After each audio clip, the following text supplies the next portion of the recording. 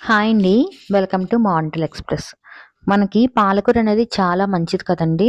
ఆకుకూరలనేవి చాలా మంచివన్నమాట. అవి డైలీ తినాలి. సో, అప్పుడప్పుడు పాలకూరతో పప్పు చేసుకుంటాం కదా! సో, పాలకూరతో పప్పే కాకుండా ఈ విధంగా పకోడీలు చేసి పెట్టినా సరే పిల్లల నుంచి పెద్దల వరకు అందరూ ఇష్టంగా తింటారండి. సో, ఈ విధంగా పాలకూరతోని మనం ఉట్టిగా పకోడీలు చేసుకోవచ్చు. లేకపోతే దాన్ని పెసరపప్పు కాంబినేషన్‌లో కలిపేసి పకోడీ చేసుకోవచ్చనమాట. 2 పకోడీలు బావుంటాయి. ఒకసారి రెసిపీస్ చూడండి. అండ్ ఈ వీడియో నచ్చితే like, share and subscribe to my channel. So, ముందుగా ఏంటంటే 1 కప్పు వరకు పెసరపప్పుని మనం నానబెట్టుకోవాలనమాట. సో, అందుకని కడిగేసుకోవాలి. కడిగేసుకొని అది మునిగినంత వాటర్ వేసేసి 2 గంటల వరకు దాన్ని నానబెట్టుకొని ఉంచుకోవాలి.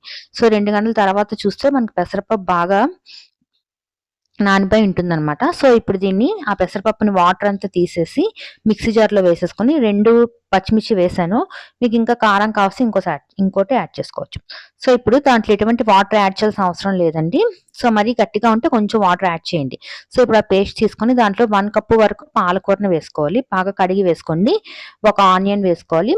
దా పకోడీకి సరిపడే సాల్టు, కావాల్సినంత కారము అండ్ హాఫ్ స్పూన్ వరకు వాము వేసుకొని కొంచెం కొత్తిమీర కూడా వేసుకోవాలి. వేసుకొని దాన్ని ఈ విధంగా కలిపేసి పెట్టుకోవాలి.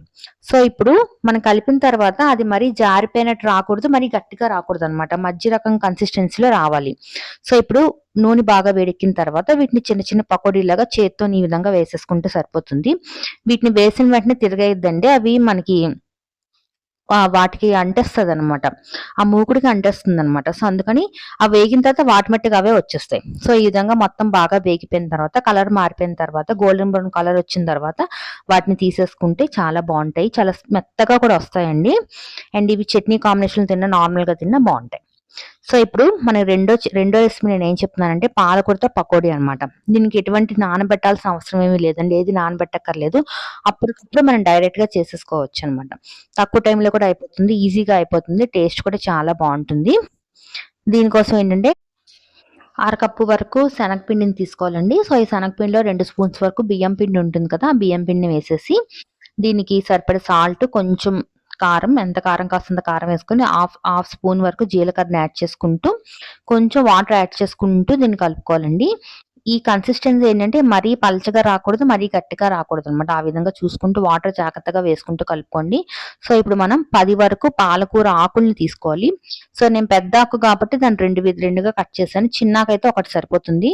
సో, ఇప్పుడు వీటిని బాగా క్లీన్ చేసి పెట్టుకోవాలి. ఈ 10 ఆకుల్ని ఏంటంటే మనం ఈ విధంగా ఏ విధంగా మనం బజ్జీలు వేసుకుంటామో బంగాళదుంప బజ్జీ అయినా, ఉల్లిపాయ బజ్జీ అయినా ఏ విధంగా మనం ఆ పిండిలో ముంచుతామో ఈ ఆకును కూడా ఆ విధంగా పిండిలో ముంచేసేసి ఈ విధంగా మనం నూనె బాగా వేడెక్కిన తర్వాత దాంట్లో వేసేయాలి. మనకి బాగా పొంగుతాయండి, చూస్తున్నారా? బాగా పొంగుతుంది. మధ్యలో ఆకుండి 2 వైపులా పిండి అనేది బాగా పొంగుతుంది. సో, ఇప్పుడు దీన్ని 2 వైపులా తిప్పుకుంటూ బాగా కాల్చుకోవాలి.